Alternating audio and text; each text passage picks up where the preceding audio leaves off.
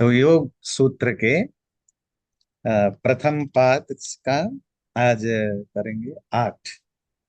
आठवां सूत्र। तो शुरू हुई थी कि चित्त वृत्ति को रोकने का नाम योग है। मतलब माइंड के जो मॉडिफिकेशन है उसको रोकने का नाम योग है। और वो जो माइंड की वृत्तियां है, फंक्शंस हैं, वो पांच तरह के हैं। प्रमाण, जो सही ज्ञान जिससे मिलता है, राइट नॉलेज। फिर विपर्यय, जो गलत नॉलेज मिलता है, अनरियल नॉलेज, फॉल्स नॉलेज। विकल्प, जो इमेजिनेशन है, निद्रा, सोते समय जो नॉलेज होता है। स्मृति, जो मेमोरी। तो ये पांच तरह के फंक्शन है माइंड का। तो प्रमाण क्या है, इसको समझने में हमें दो क्लास लग गए। जो तीन तरह के प्रमाण है, प्रत्यक्ष, अनुमान और शब्द, ये हो चुका है। आज हम जो अगला है, पांच मेंटल फंक्शन में से सेकेंड है विपर्यय। विपर्ययो मिथ्या ज्ञानम अतद्रूप प्रतिष्ठम। विपर्यय का सिंपल मीनिंग है जो उल्टा हो, जो अनरियल हो, फॉल्स हो, ऐसा ज्ञान। और वो किसको कहते हैं? मिथ्या ज्ञानम, जो झूठा ज्ञान। जो ज्ञान जैसा है, जो वस्तु जैसा है वैसा ज्ञान ना होना, मिथ्या ज्ञान। और इसको डिफाइन कैसे करेंगे? अतत रूप प्रतिष्ठम। उस वस्तु का जो रियल फॉर्म है, जो रियलिटी है, उसमें ज्ञान न टिक करके और कहीं टिकता है। जब मैं आपको देख रहा हूं, सपोज मैं श्री मित्तल जी को देख रहा हूं, तो श्री मित्तल जी जैसे हैं, जो उनकी पर्सनालिटी है, फॉर्म है, मैं उसको देख रहा हूं। और जो उनका नाम, जो मुझे एक्यूरेटली पता है, वो उसी के साथ में कनेक्ट कर रहा हूं।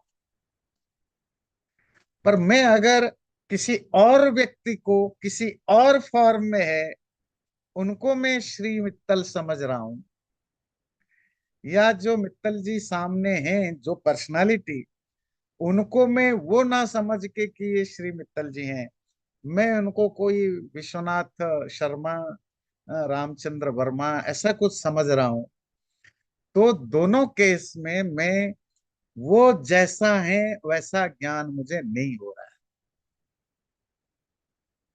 और वो ज्ञान हो रहा है जो जिसको मैंने नहीं देखा। तत्रूप प्रतिष्ठा, जो वस्तु का जैसा फॉर्म है, उसमें जब आपकी माइंड प्रतिष्ठित, एस्टैब्लिश्ड होता है, वो ज्ञान जो होगा वो रियल होगा।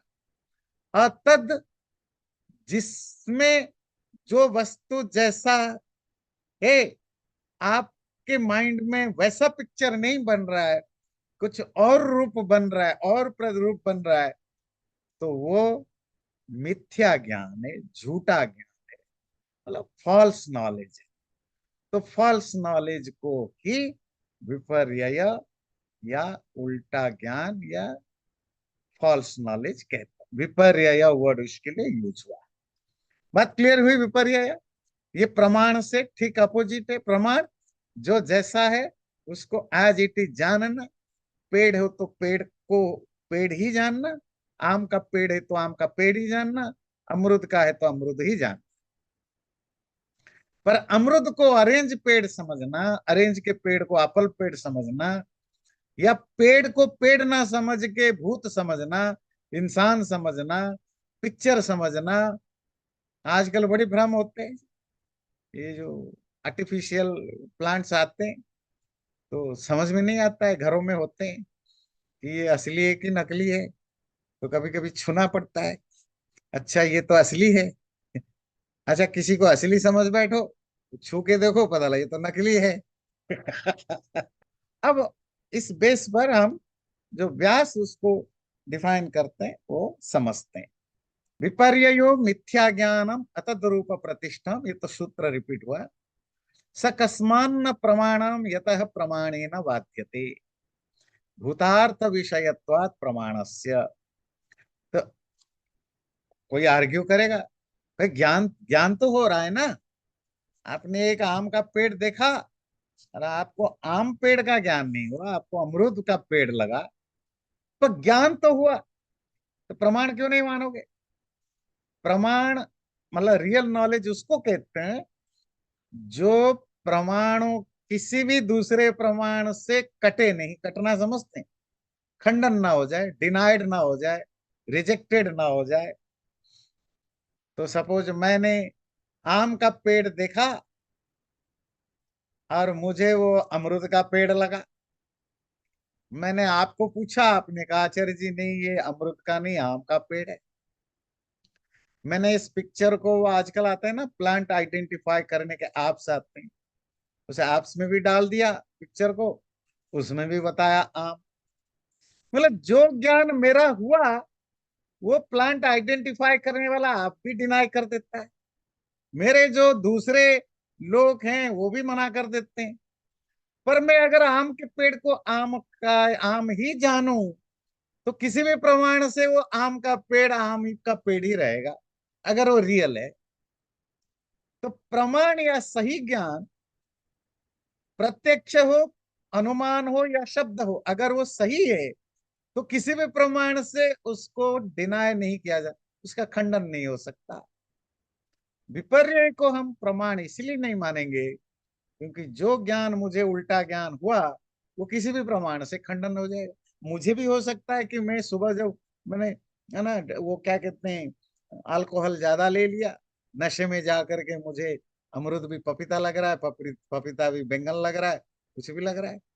और सुबह जब नशा उतर गया देखा नहीं ये तो वो है, तो मुझे ही ज्ञान ठीक हो जाएगा क्या पता अगले ही दिन। भूतार्थ विषयत्वात् प्रमाणस्य, क्योंकि जो प्रमाण ज्ञान होता है वो भूतार्थ जो जैसा है उसको एज इट इज, उस ऑब्जेक्ट को वो ग्रहण करता है। तत्र प्रमाणेन बाधनम अप्रमाणस्य दृष्टम। पर यहाँ विपर्य में, क्योंकि वो प्रमाण के द्वारा बाधित होता है या प्रमाण के द्वारा ये रिमूव हो जाता है, आपका गलतफहमी दूर हो जाता है, इसलिए इसको गलतफहमी या रॉन्ग नोशन या अनरियल नॉलेज कहेंगे। तो एक एग्जाम्पल दिया, तद यथा द्विचंद्र दर्शनम स्यात् विषयेण एक चंद्र दर्शनेन बाध्यते इति। और किसी कारण से आप नशे में थे या आपको ध्यान नहीं रहा, आपको लगा कि दो चांद दिख रहे हैं। अभी दो अला ऐसी चीजें तो थोड़ी नशीली दिमाग में ही होता है, या तो आपका आप बहुत ज्यादा, तो जरूरी नहीं नशा लेकर के, ये कभी कभी वो मेडिसिन ले लेते हैं ना, हाई डोज मेडिसिन वगैरह, उसमें भी आपको बहुत भ्रम होता है ना, बहुत भ्रम होता है। तो हो सकता है आपको रात को दो चांद दिखे। वो वही कह रहा है कि किसी को दो चांद दिखा और किसी को पूछने की जरूरत ही नहीं, और किसी को पूछोगे वो तो कहेगा एक ही चांद है। अगर कोई है भी नहीं, आपकी जब वो माइंड ठंडा हो जाएगा तब आपको वो एक ही चांद दिखेगा। मतलब दो चांद तो किसी भी प्रमाण से खंडित हो जाएगा, इसलिए दो चांद दिखना ये विपर्य है, फॉल्स नॉलेज है, झूठा नॉलेज है। तो एक चांद देखते ही तुम्हारा खुद का वो ज्ञान चेंज हो जाएगा। तो जो ज्ञान तुम्हें है वो ज्ञान अगर दूसरे प्रमाण होने पर तुम्हारे खुद के ही दूर चेंज हो जाए फिर वो मिथ्या ज्ञान है। कल तक तो आप समझ रहे थे ये बड़ा अच्छा आदमी है, अच्छा आदमी है, अच्छा आदमी है। आप कह रहे थे जी देखो मैं तो कभी गलती कर ही नहीं सकता, ये अच्छा आदमी है ना? वो भारत में आजकल वो चल रहा है ना, क्या कहते हैं, लव जिहाद। आजकल क्या, चल तो बहुत दिनों से चल रहा था, आजकल धीरे धीरे पता लगने लगा है। अब ऐसा नहीं कि कोई हिंदू या कोई हिंदू ऑर्गेनाइजेशन, वो तो स्टार्ट हुई सबसे पहले पकड़ में आया केरला में, और वहां का कम्युनिस्ट गवर्नमेंट ने ये आवाज उठाया कि ये लव जिहाद चल रहा है। मतलब हिंदू और क्रिश्चियन, बुद्धिस्ट, जैन, जो भी नॉन मुस्लिम लड़कियां हैं उनको फंसाया जाता है, लड़के लड़की दोनों फंसाते हैं, फंसा करके उनको प्यार करवाते हैं, फिर इनको शादी करते हैं गलत झूठे नाम से, फिर जब वो शादी हो जाती है फिर असली आइडेंटिफिकेशन देते हैं कि भाई मैं तो हिंदू नहीं हूँ। फिर उसका धर्म बदलते हैं, कन्वर्ट करते हैं, और बाकी चलता है, उसको कहते हैं। फिर बाद में पता चला उनमें से बहुत सारों को मार दिया जाता है, किसी को मार के फ्रिज में मिलता है, कोई पीस पीस करके पता नहीं क्या क्या करते हैं। अब जब लड़कियों से बात करो, हिंदू लड़कियों को समझाओ भाई ये मत करो इन चक्करों में, इसमें बड़े, लव मैरिज करना डिफरेंट थिंग, पर इस तरह के अब वो लड़कियां कहते हैं देखो मेरा अब्दुल तो ऐसा नहीं है, कोई होता होगा, मेरा अब्दुल तो ऐसा नहीं है। तो वो सोशल मीडिया में ट्रेंड चलता है, मेरा अब्दुल वैसा नहीं है। और पता चला वही लड़की 1 साल के बाद उसका कहीं मार खा खा करके खून खराबा हो करके वो खुद आ करके रोती है, या कहीं कट करके वो जिंदा नहीं बचती है, किसी के फ्रिज में मिलती है तो किसी की बैकयार्ड में मिलती है। पर वही 2 साल पहले चिल्लाती थी वीडियो में जी मेरा अब्दुल वैसा नहीं है ना। अब ये मेरा अब्दुल वैसा नहीं है ना। अब ये मैंने देख लिया तो वो सही है, ये आदमी अच्छा आदमी है क्योंकि मैं जानता हूँ ये अच्छा आदमी है। पर 2 साल के बाद पता चला तो एक नंबर का फ्रॉड था। फ्रॉड लोग भी वो इकोनॉम पॉलिटिकल फील्ड में हो, इकोनॉमिक फील्ड में हो, रिलीजियस फील्ड में हो, क्यों फ्रॉड लोग फ्लोरिश करते हैं? क्योंकि हम मिथ्या ज्ञान वो फल्स नॉलेज में कर जाते। सेयम पंच पर्वा भवत्ति अविद्या, वो 5 पर्व वाली है, 5 क्लास वाली है, 5 ग्रुप वाली है। कौन? अविद्या, अस्मिता, राग, द्वेष, अभिनिवेशा, क्लेशा। अतएव स्वसंज्ञा भी स्तमो मोह महामोह स्तामिश्रो अंधतामिश्र इति एते चित्तमल प्रसंगेन अभिधास्यन्ते। तो इसी जो विपर्यय है उसका दूसरा नाम है अविद्या। और इस ये 5 फोल्ड वाला है, 5 प्रकार है, अविद्या, अस्मिता, राग, द्वेष, अभिनिवेश। कहता है ये अभी हमने हिंट्स दिया, इसकी चर्चा जब चित्तमल नामक एक टॉपिक आएगा, मीन्स इम्प्यूरिटी ऑफ माइंड, उस कॉन्टेक्स्ट में इसकी हम डिटेल में चर्चा करेंगे। अविद्या का मतलब सिंपल होता है अज्ञान, अर्थात जो जैसा है उसको वैसा ना जानना। उसका एक रूप और होता है अस्मिता, ईगो, आईनेस, माइनेस, मी, मई, मेरा।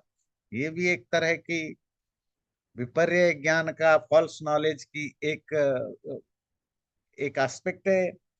तीसरा है राग, अ, किसी चीज के साथ अट्रैक्टेड होना, अटैच्ड होना, ये अटैचमेंट भी अपने आप में एक फॉल्स नोशन है।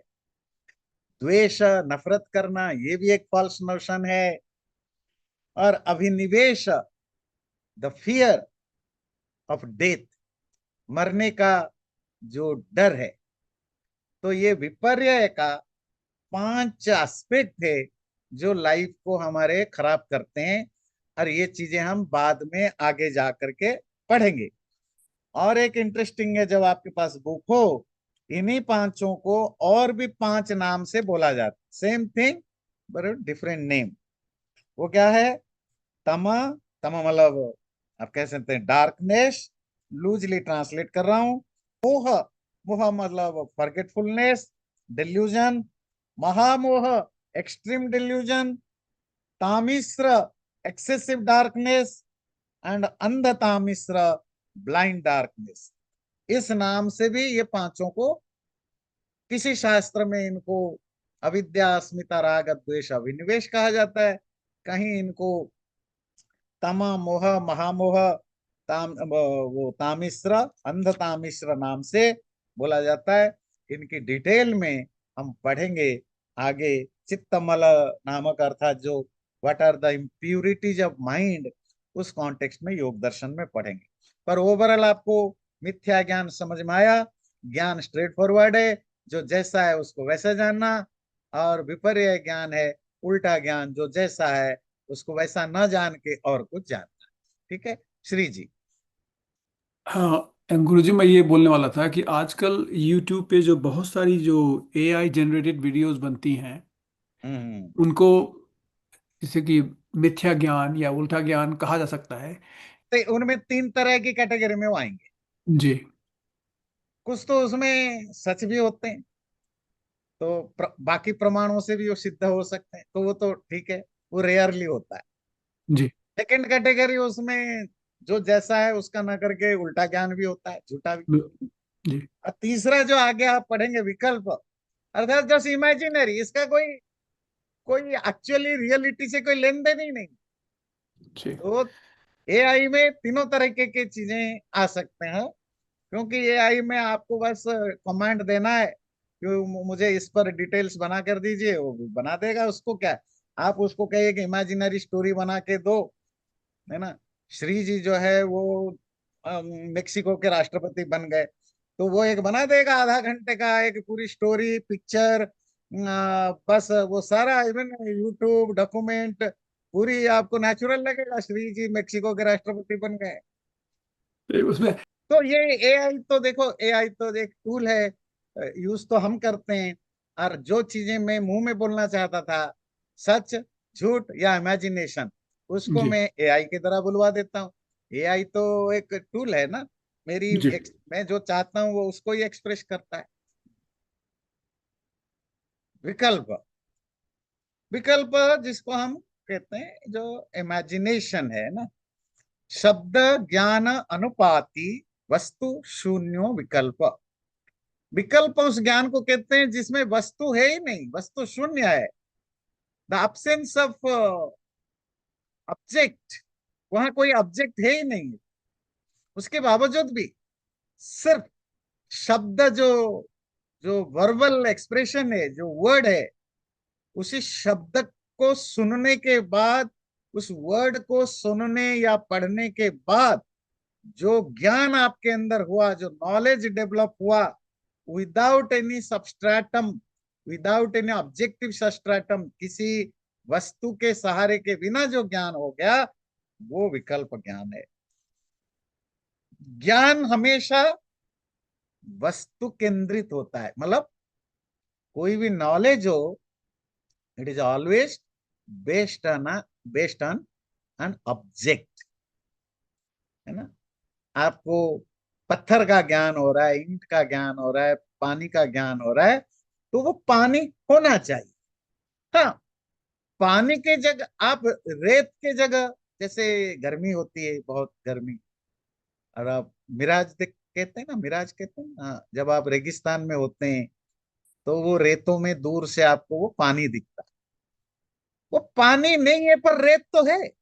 रेत को आप, या वो कोई कोई परमिशन है, ज्ञान ज्ञान करता है। पर जो विकल्प उसको कहते हैं, ना रेत है ना पानी है, nothing is there, but still आपको कोई ज्ञान हो गया जो इस संसार में एग्जिस्ट ही नहीं करता। वो ज्ञान इसीलिए हो गया कि कोई वर्ड आपने सुना या पढ़ा, उसके बेस पर आपके माइंड ने एक पिक्चर बना दिया, और वो पिक्चर कहीं किसी रियल पिक्चर से ना मैच करता है ना मिसमैच करता है। मिसमैच करे तो विपर्य ज्ञान होगा, उल्टा ज्ञान। मैच करे तो सही ज्ञान है, तो पिक्चर है। जैसे आपको पिछले बार एग्जाम्पल दिया था कि खरगोश के सींग, आकाश कुसुम, आकाश में फूल।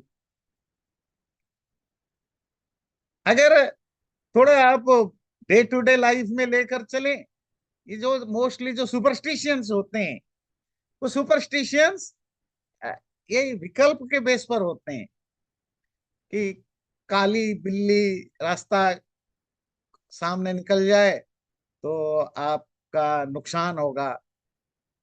तो ये ऑब्जेक्टिवली कहीं होता नहीं है। अब आप हजार लोगों ने काली बिल्लियां देखी, एक आधा का क्यों, तो वैसे ही हो जाएगा कोइंसिडेंटली।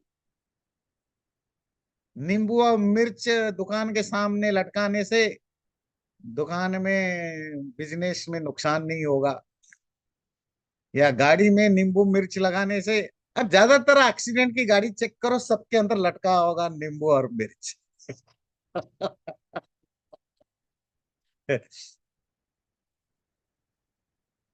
परमात्मा ने, गॉड ने 7 दिन में, 6 दिन में यूनिवर्स को बनाया, 6 दिन में क्रिएशन हो गया, और 7वां दिन ही टुक रेस्ट। दैट्स हाउ द जुमा डे, मतलब फ्राइडे स्टार्ट्स। क्योंकि उस दिन 6 दिन में सृष्टि हो गई, तो 6 डे, हफ्ते में 6 दिन हो गए, एक दिन रेस्ट डे हुआ। एक वर्जिन लेडी से ईश्वर पैदा हो गए। जितने भी रिलीजियस फैक्टर है, वो विपर्य ज्ञान नहीं है, वो झूठा नहीं है, वो झूठा नहीं है, वो इमेजिनरी है। उसको आप किसी भी प्रमाण में कहीं फिट ही नहीं कर सकते, खंडन करना तो दूर की बात है। स्वर्ग नामक कोई जगह है जहां ये होता है? ये इमेजिनेशन है। लोग तो पहुंच गए स्पेस में, स्पेस से भी आगे पहुंच गए, चांद भी पहुंच गए, मार्स भी पहुंच गए, कहीं स्वर्ग का ठिकाना नहीं मिला। जी, हमें धरती के नीचे पाताल है, और उस पाताल में राक्षस रहते हैं। ये तेल खोदने वाले तो धरती से कहां कहां खोद डाले, कहीं उनको राक्षसों की बस्ती नहीं मिली धरती के नीचे, समुन्द्र के नीचे। कि राक्षस ने चिल्लाया, अरे भाई कहाँ तुम खोदते खोदते हमारे बस्ती में पहुंच गए भाई। तो बात समझ में आती है? इसी को कहते हैं विकल्प, इमेजिनेशन। बात क्लियर हुई? Again definition. विकल्प कहते हैं वस्तु नहीं है, कोई ऑब्जेक्ट नहीं है, सिर्फ और सिर्फ वर्ड जो आपने सुना या पढ़ा, उसके बेस पर आपके का माइंड में एक पिक्चर बन गया, जो आत्मा में रिफ्लेक्ट हुआ, आपको कहा कि मुझे ये स्वर्ग होता है, जो भी होता है, तो उसको कहते हैं विकल्प या इमेजिनेशन। क्लियर है? अब व्यास भाष्य देखते हैं। सना प्रमाणापारोही, इसको प्रमाण में काउंट नहीं कर सकते, क्योंकि किसी भी प्रमाण से इसको प्रूफ नहीं किया जा सकता। ना विपर्ययापरोही, इसको विपर्य में भी नहीं रख सकते, उल्टा ज्ञान में, क्योंकि उल्टा ज्ञान के लिए भी ज्ञान कोई ऑब्जेक्टिव चाहिए। पेड़ होगा, आम का पेड़ होना चाहिए उसको अमृत समझने के लिए। कोई इंसान देवदत्त होना चाहिए उसको विष्णुदत्त समझने के लिए। कुछ होना चाहिए, उसको आप गलत करते हो। इसीलिए ना वो विपर्य में, ना प्रमाण में आएगा। प्रमाण में तो जो जैसा है वैसा जाना, वो तीसरी कैटेगरी में इसीलिए काउंट होगा। ना वो रियल है ना अनरियल है, वो बिना किसी सबस्ट्रेटम के, सिर्फ वर्बल वर्बल लिसनिंग या वर्बल रीडिंग से जो ज्ञान डेवलप हुआ, वो एक ऐसा ज्ञान। और उसकी जो एग्जाम्पल दिया, वो एग्जाम्पल थोड़ा क्लासिकल है, मतलब डे टू डे लाइफ वाला नहीं। तद यथा चैतन्यम पुरुषस्य स्वरूपमिति, आत्मा का स्वरूप, ध्यान से सुनिएगा, आत्मा का स्वरूप या नेचर कॉन्शसनेस है। आप कहेंगे तो हम तो यही पढ़े हैं, आत्मा का स्वरूप कॉन्शसनेस है। आप इसको सही तो सही, गलत भी नहीं, आप तो इसको कहाँ इमेजिनेशन में डाल दिया। अभी ये बड़ी टेक्निकल चीजें हैं फिलोसॉफिकल एंगल में। जब आप कहते हैं मेरा घर, मेरी गाड़ी, मेरा शरीर, इसका मतलब है जिन चीजों को आप कह रहे हो मेरा, वो आप नहीं हो। जरा ध्यान से सुनिएगा, है ना? मेरी गाड़ी, it means I am not the car, car is mine, है ना? कार का ओनर या मास्टर या ड्राइवर में हूं। जब कहते हैं मेरा घर, तो आप घर नहीं है। तो ये जो मेरा, अ, संस्कृत में रामस्य मम षष्ठी विभक्ति, या अंग्रेजी में my house, your house, Ram's house, ये जो माई, योर, ये सिक्स्थ केस इसको कहते हैं। It gives the sense of possession, और पोजेशन के लिए दो चीजें चाहिए, पोजेसर एंड पोजेस्ट।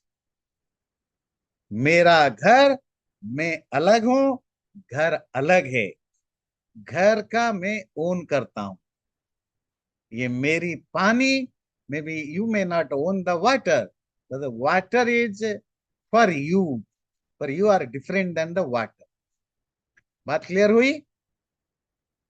जब कहते हैं आत्मा का स्वरूप चैतन्य है, इसका मतलब है चैतन्य मतलब चेतना, consciousness. It means soul is different, consciousness is different, maybe consciousness one a property or quality of the आत्मा। तो कहां गड़बड़ी है? ये जो पोजेसिव केस लगाना, आत्मा का स्वरूप चैतन्य है, मतलब आत्मा अलग है, चैतन्य अलग है, दोनों में गुण गुणी है ना, प्रॉपर्टी एंड प्रॉपर्टी पोजेसर दो अलग अलग हैं। तो बोले गलत क्या है? गलत यह है कि जो भी चैतन्य है वही आत्मा है। Consciousness is soul, anything conscious that is soul. जो भी चैतन्य है, चेतना है, वही आत्मा है। आत्मा का धर्म, प्रॉपर्टी, स्वरूप, नेचर चैतन्य नहीं है, चेतना ही। बात क्लियर हो रही है?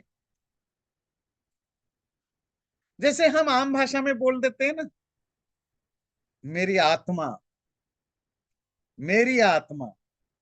Philosophically it's a wrong, it's a विकल्प, एग्जाम्पल ऑफ विकल्प। तुम्हारी आत्मा है मतलब तुम अलग हो, आत्मा अलग है। बात समझ में आती है? अब अगर तुम अलग हो, आत्मा तुम्हारी पोजेस्ट थिंग है, और तुम समथिंग एल्स, तो तुम कौन हो? आत्मा तो तुम्हारी है, भाई तुम कौन हो? भाई बेटी मेरी है, भाई तुम तो बेटी नहीं हो, नहीं मेरी तो बेटी है, फिर तुम कौन हो? अब अगर मेरी आत्मा है तो फिर तुम कौन, मैं कौन हूं? पर क्या है कि हम आम भाषा में बोल देते हैं, हाँ तुम्हारी शरीर है, तुम्हारा मन है, तुम्हारी बुद्धि है, तुम्हारी इंद्रियां है, पर तुम्हारी आत्मा नहीं है। यदा चितिरेव पुरुषः तदा किमत्र केन व्यपदिश्यते, भवति च व्यपदेशे वृत्ति। जब चिति, चिति मतलब चेतन, कॉन्शसनेस, जब कॉन्शसनेस इटसेल्फ इज ए पुरुष, पुरुष मतलब आत्मा, जब चिति चेतना ही पुरुष आत्मा है, फिर किसके द्वारा ये बताया गया? यथा चैत्रस्य गौरीति, चैत्र एक व्यक्ति का नाम है, चैत्र। जैसे आप लोगों का नाम है भवेश जी, लक्ष्मण जी, देविंदर जी, सुदेश जी, मनीष जी, आदि आदि नाम है। तो किसी ने पूछा है गाय किसकी है? चैत्र की गाय। तो चैत्र की गाय, मनोज जी का घर, नियति जी की गाड़ी, इन सब चीजों में कॉमन क्या है? चैत्र पोजेसर है, गाय पोजेस्ट है। मनोज जी की बुक में मनोज पोजेसर है, बुक पोजेस्ट है। नियति जी की कार में कार पोजेस्ट है, और नियति जी पोजेसर है। उसी स्टाइल में आप बोलोगे मेरी आत्मा की चेतना, तो गलत है। तो सही रास्ता, सही तरीक, सही क्या वर्ड है?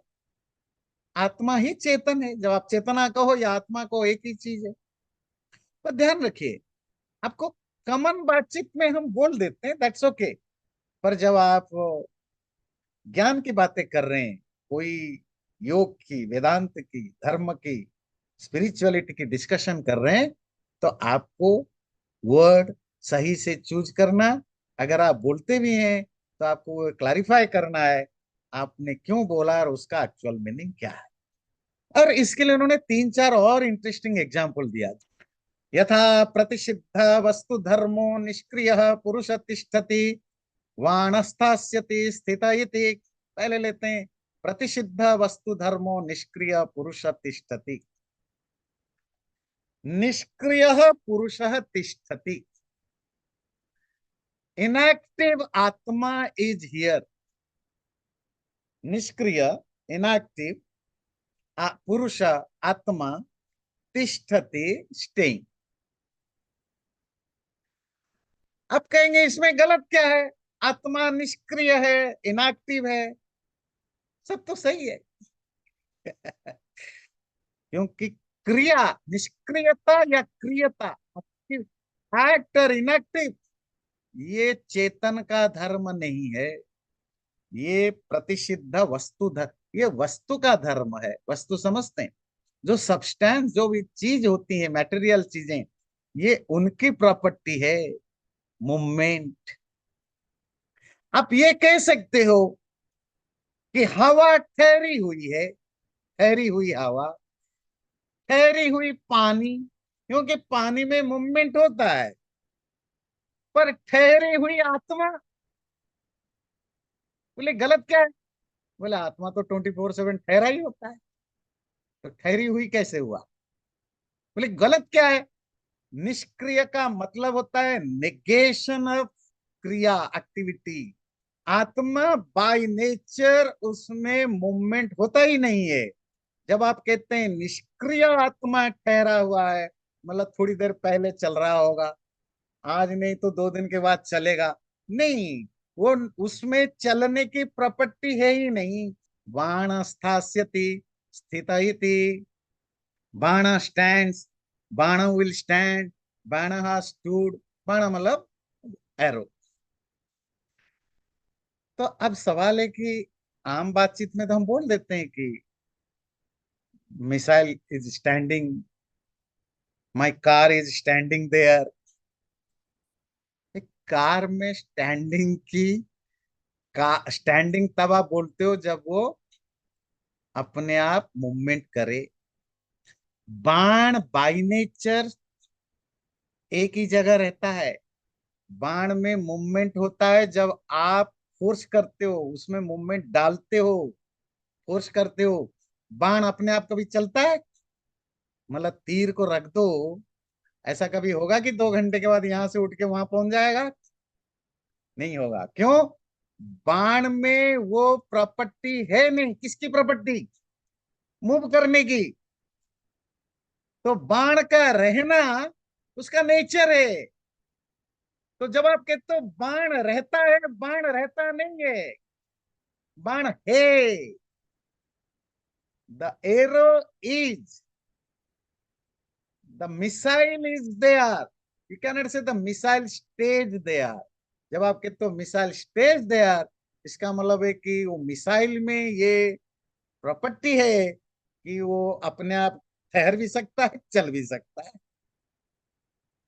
पर आप कहेंगे क्या वो हमें ज्ञान दे रहे हैं कि भाई आप कैसा बोलो? नहीं, आपको कुछ नहीं सिखा रहे हैं।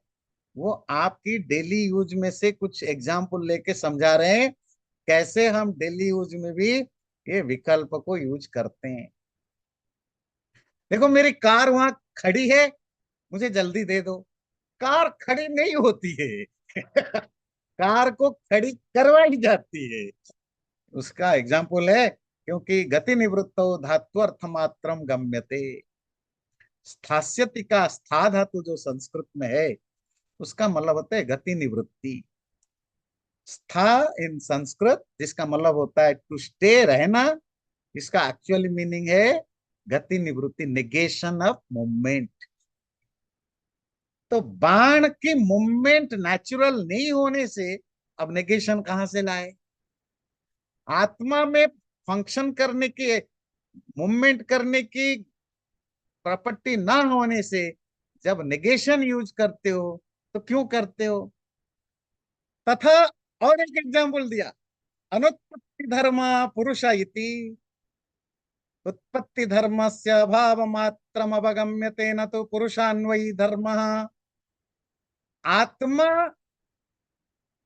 में पैदा होने का धर्म नहीं है। There is no potential to be burn in soul. आप कहेंगे कि आत्मा अनुत्पत्ति धर्म, अगेन आप नेगेशन यूज कर रहे हो। जब आप नेगेशन यूज कर रहे हो, इसका मतलब है कि आप उत्पत्ति को, पैदा होने को कहीं ना कहीं आत्मा के साथ जोड़ते हो। उत्पत्ति धर्मस्य अभाव मात्रम अवगम्यते। हाँ, अगर ये कहीं आपको किसी शास्त्र में मिले, उसका सिर्फ इतना ही अर्थ समझना कि पुरुष में, आत्मा में उत्पत्ति होने का जो जो क्वालिटी है, वो उसमें नेगेट कर रहा है।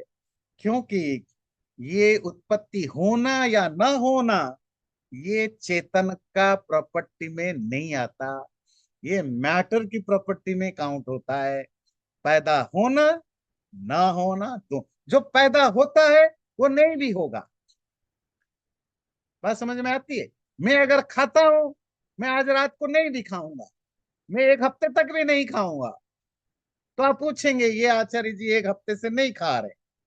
न खाना, जो खाता है उसका एक गुण होता है। न पैदा होना, जो पैदा होता है उसके साथ जुड़ता है। पर आत्मा में पैदा होने का कोई रिलेशनशिप ही नहीं है। It's absolutely two different thing. पर अगर कोई शास्त्र में या कहीं आपको मिल जाए कि आत्मा में उत्पत्ति धर्म नहीं है, इसका सिर्फ इतना मतलब है, it's just negating the nature, the property of to be born in soul. पर आत्मा के साथ उसको कनेक्ट नहीं करना। गुरुजी, एक प्रश्न उठता है यहाँ पर। क्विक हाँ। क्विक क्विक क्वेश्चन है। जैसे कि विकल्प का आपने अर्थ समझाया है कि एब्सेंस ऑफ ऑब्जेक्ट, और हम्म। वस्तु के बिना सहारे ज्ञान जो होता है वो विकल्प होता है। हम्म। लेकिन हिंदी लैंग्वेज में विकल्प को तो ऑल्टरनेट कहते हैं। नहीं, वो संस्कृत में भी विकल्प को अल्टरनेट कहते हैं। पर यहाँ वो विकल्प शब्द टर्मिनोलॉजी, पारिभाषिक। मैं अच्छा। बहुत बार आप लोगों को एग्जांपल दिया ना कि एक पर्टिकुलर शब्द वो बाकी लिटरेचरों में बहुत सारे अर्थों में यूज होता होगा, पर एक पर्टिकुलर शास्त्र में वो एक पर्टिकुलर मीनिंग के लिए यूज होता है। तो आप पूछेंगे हमें कैसे पता चलेगा कि इस शब्द का यही अर्थ करना है? जो ऑथर है वो उसकी डिस्क्रिप्शन देता है। जैसे यहाँ उन्होंने विकल्प को डिफाइन किया कि जी। मैं जिसको विकल्प बोल रहा हूं, वो विकल्प नहीं जो अल्टरनेटिव है। मैं विकल्प इसको कह रहा हूं जो शब्द ज्ञान के बेस पर जो ज्ञान होता है, जो बिना वस्तु के होता है, उसी को ही विकल्प कहते हैं। तो जब भी योग दर्शन की चर्चा आप करेंगे, तो यहाँ विकल्प का अर्थ यही करेंगे। योग दर्शन के बाहर जो लिटरेचर है, यहाँ इसका अर्थ ये नहीं होगा, वहां आप कुछ ठीक। और शब्द यूज करेंगे। ठीक। अरे ठीक। अगर सपोज किसी नॉर्मल स्पीच में आप बोल देते हैं इमेजिनेशन की जगह विकल्प, आप बोल सकते हैं, पर आपको वहां ऑथर की तरह डेफिनेशन, मैंने जो यहाँ विकल्प शब्द कहा उसका अर्थ ये है, तब फिर लोग आपसे कनेक्ट करेंगे। तो ये ध्यान रखिए, है ना। आचार्य जी, मेरा भी एक क्लैरिफिकेशन चाहिए जरा। हम्म। शरीर और आत्मा, हम्म। ये दोनों व्यापक और व्यापक हैं एक दूसरे से। तो आप जब कहते हो कि, तो आप कहोगे कि शरीर ने जन्म लिया या शरीर आत्मा नहीं ने जन्म जन्म लिया। लिया? नहीं, जन्म तो शरीर, देखिए जन्म या मृत्यु, उसको जन्म का मतलब क्रिएशन, मृत्यु का मतलब डेथ या डिस्ट्रक्शन। हम बायोलॉजिकल प्रोडक्ट को हम जन्म मृत्यु कहते हैं। जो मटेरियल चीजें हैं उनका हम नष्ट होना या बनना कहते हैं। That's it. Right. पर एक्चुअली मीनिंग एक ही है, बनना। और जो बनता है वो मटेरियल चीजों का होता है। बॉड एक्चुअली बर्थ में भी बॉडी ही बनता है। जो हम्म। बनने की प्रोसेस है उसी को हम बर्थ प्रोसेस कहते हैं। पर बिना आत्मा के तो नहीं बॉडी बनेगा ना? आत्मा तो जैसा पहले थी वैसे ही इसके अंदर भी होगी। हम्म। आत्मा सिर्फ एक शरीर से दूसरे शरीर में आ जाती है। बर्थ की डेफिनेशन क्या है? बर्थ की डेफिनेशन है टू बी क्रिएटेड। तो क्या आत्मा क्रिएटेड होता है? Answer is no. कौन क्रिएटेड होता है हमारे एग्जिस्टेंस में? बॉडी। तो बॉडी इज क्रिएटेड। तो जन्म बॉडी का है। जो आप बर्थडे मनाते हैं वो बॉडी का बर्थडे मनाते हैं। आप 50 साल के हो गए, आप हो गए मतलब कौन बन गया 50 साल? बॉडी। हम्म, तो बॉडी को पैदा हुए 50 साल हुआ। जी मैं 15, मेरा अपना 15th बर्थडे मना रहा हूँ। 15th birthday of home? Of the body, है ना? नहीं। तो क्रिएशन तो बॉडी की होती है। हाँ, बॉडी तभी क्रिएटेड होता है जब उसके अंदर आत्मा रहती है। आत्मा सिर्फ रहती है, आत्मा में मॉडिफिकेशन नहीं होता। Modification he birth and death का फॉर्म होता right. है ना? हम्म, So how does, I mean, how do you explain that the world's population is growing from 5 billion to 6 billion to 7 billion to 8 billion? Each of them have Atma. So how is the Atma kind of increasing, multiplying? आत्मा is not increasing, human population is increasing. और जैसे कि आप मनुस्मृति में पिछले class में पढ़ रहे थे ना कि कितने तरह के प्राणी हैं? 4 तरह के। जरायुज, अंडज, उद्भिज, स्वेदज। ये चींटियां भी तो आत्मा है ना, चींटियों में। आपके कम्युनिटी में एक साल में जितनी चींटियां मरती हैं इतने ह्यूमन बींग पूरे 100 साल में भी पैदा नहीं हुए। So Acharya ji, let me rephrase the question. Forget about human beings. Let's say all the चार तरह के जो प्राणी हैं, that number of atmas are constant. They transfer from one another. Number of आत्मा इज ऑलवेज कांस्टेंट। उसमें आत्मा बढ़ नहीं सकती, घट नहीं सकती है। आत्मा का नंबर फिक्स है। वो उनमें से कितने आत्मा चींटियां बनते हैं, सेल बनते हैं, इंसान बनते हैं, वो प्रोपोर्शन चेंज होता रहेगा। कभी समझ गया, समझ गया। इंसान की नंबर तो दुनिया में सबसे कम है। जितने भी प्राणी है ना, आपके सिर्फ ह्यूस्टन में नदियों में जितनी मछलियां हैं सारे धरती में ऑलमोस्ट उतने ही इंसान होंगे। मतलब, है ना? इंसान की नंबर इतना ज्यादा नहीं है। 7 बिलियन या जो भी कहिए, 7 ट्रिलियन, है ना? 700 करोड़ हम कहते हैं, तो मैं भी 7 जो भी आप कहेंगे, तो वो उतना नहीं है कि एक शहर की मछली या मच्छर भी उससे ज्यादा होंगे। तो वो प्रोपोर्शन चेंज होता रहता है। कुछ आत्माएं तो पैदा भी नहीं होती होंगी, वो डॉर्मेंट स्टेज में भी होंगे होंगे। ठीक है। तो आत्मा नहीं इंक्रीज करते ना घटते हैं। सिर्फ प्राणियों में कुछ कम होते हैं, ज्यादा होते हैं। वो एक मिनिमल चेंज होता है। वो नंबर इतना मिनिमल है कि आप आत्मा की नंबर के सामने ये करोड़ अरब ये तो बहुत ही मिनिमल होते हैं। ठीक है। Thank you.